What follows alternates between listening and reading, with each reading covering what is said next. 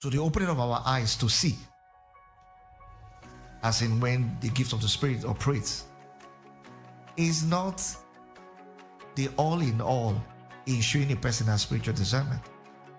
This book called the Bible, as I hold in my hands, this is a closed book. How do I walk in spiritual discernment? Or how would one grow in spiritual discernment? 3 practical steps that can open you to a higher walk in spiritual discernment. 3 things, if you do, if you practice with all of your heart, will cause such a big alignment in your life when it comes to what God wants or what God wills. You ready for it? Okay, let me give it to you. Number one.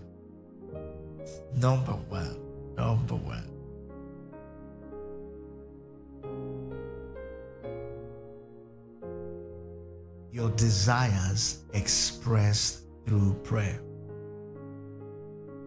Desires expressed through prayer. If a believer is not desiring strongly and expressing through his consecration and a prayer of surrender his desire for the will or the purposes of God, then they are not positioning their soul and spirit to recognize the will and the purposes of God. So it starts first with that holy desire expressed in that prayer of consecration and surrender to that which is the will of God. Let me show you this very quickly in John chapter 7.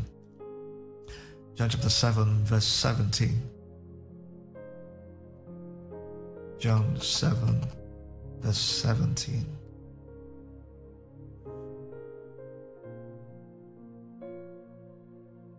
I'd like you to type in the comment section, Lord, I desire to walk in your will.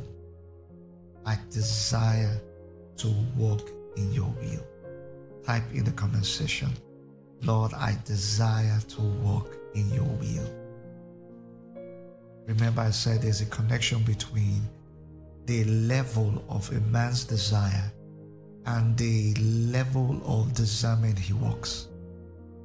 There's a correlation between our desire and our discernment. John chapter 7 verse 17. If anyone wills to do the will, he shall know concerning the doctrine, whether it is from God or whether I speak of my own authority. When you read this in other translation, you will realize that what Jesus was saying is that anybody who desires to do God's will ultimately discern whether a thing is of God or not. That's what he's trying to say. If I desire to do God's will, if that's what I want, if that is all I crave for, to do God's will, there will be the enablement in my faculty to discern whether something is of God or not.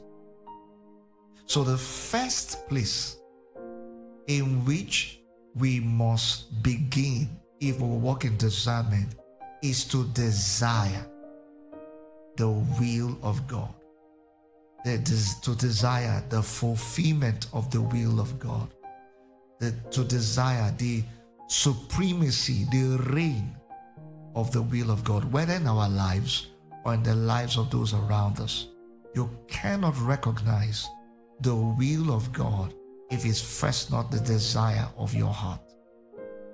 Put it this way, God will not put in your hand meaning in your experience, what is not first in your heart. God will not make real to you by experience what is not first a desire in your heart. So it begins first with that holy desire to do God's will.